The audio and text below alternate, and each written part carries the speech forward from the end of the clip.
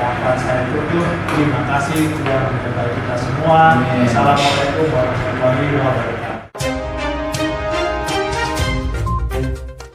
Komisi 4 DPR Papua kembali melakukan rapat kerja bersama mitra komisi. Sebagai OPD mitra terakhir, dalam rapat kerja tersebut Komisi 4 mengundang Dinas Pemberdayaan Masyarakat Kampung dan Adat Provinsi Papua, Selasa 6 Mei 2025. Rapat kerja Komisi 4 dalam rangka pembahasan laporan keterangan pertanggungjawaban Gubernur Papua tahun 2024 tersebut masih dipimpin oleh Ketua Komisi 4 Joni Betaubun dan Edward Norman Banua, selaku Wakil Ketua Komisi. Dalam raker yang dihadiri Kepala Dinas PMK dan Adat Provinsi Papua, Markus Olua beserta staf, beberapa stressing diberikan oleh Komisi 4 terkait dengan perlindungan masyarakat adat Papua.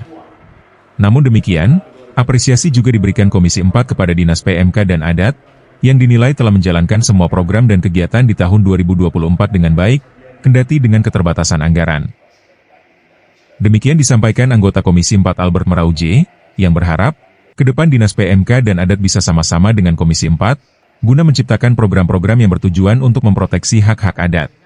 Kami akan melaksanakan kolaborasi bersama dengan stakeholder yang ada, lembaga perguruan tinggi, karena kita harus membutuhkan data, baik di tingkat provinsi, kabupaten, dan kota. Sehingga dengan data ini, kita bisa melakukan program-program yang terarah, terukur, sehingga tidak lagi terjadi permasalahan-permasalahan. Kita lihat sekarang yang akhir ini kan banyak terjadi pemalangan berkaitan dengan hak-hak wilayah masyarakat adat. Kita bangun puskesmas, sekolah, dan lain-lain. Nah, oleh karena itu, lembaga adatnya ini kita harus mantapkan dulu, kita sahkan dulu dengan undang-undang. Ada perdasi yang kita turunkan dari opsi turun ke bawah supaya ada regulasinya, sehingga perkuatan lembaga adat ini, sehingga keputusan yang ambil di bawah itu dapat berjalan. Dana yang dikeluarkan oleh pemerintah lewat opsi bisa dipertanggungjawabkan. Oleh karena itu kenapa sampai BPK harus intervensi di kampung-kampung, karena kelembagaan adatnya yang belum diperkuat.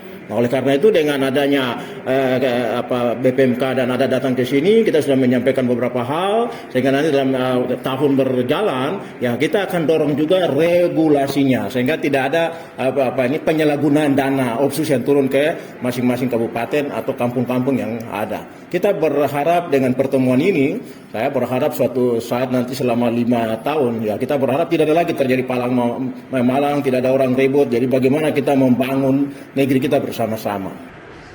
Sementara itu Kepala Dinas PMK dan Adat Provinsi Papua, Markus Olua menyebut, di tahun 2024, pihaknya mempunyai 4 program untuk memproteksi orang asli Papua dan memperkuat kelembagaan adat.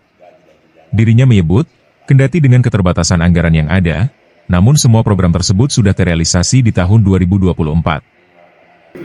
Ya, sudah. Realisasi kami secara fisik dan administrasi sudah. Nah, kami cuma hanya beberapa program saja. Programnya 4 program yang sudah kami laksanakan. Ya tadi, pertama yaitu bagaimana sosialisasi, mendeteksi, memproteksi orang asli Papua dan juga memperkuat kelembagaan adat. Nah, ini baru langkah awal, start awal ini. Nah, dengan ruang yang sangat terbatas itu, ini dulu startingnya kami lakukan. Nah, sudah kami sampaikan tadi, dari itu akan di follow up di dalam RKPC. Ya, anggaran, ya kita berbicara sebat apapun semua kembali ke sumber daya anggaran kan. Nah, sumber daya manusia, tenaga, dan ini waktu semua ada. Nah, format dan konsep ada, tapi itulah kita kembali kepada kondisi dan keterbatasan anggaran yang ada.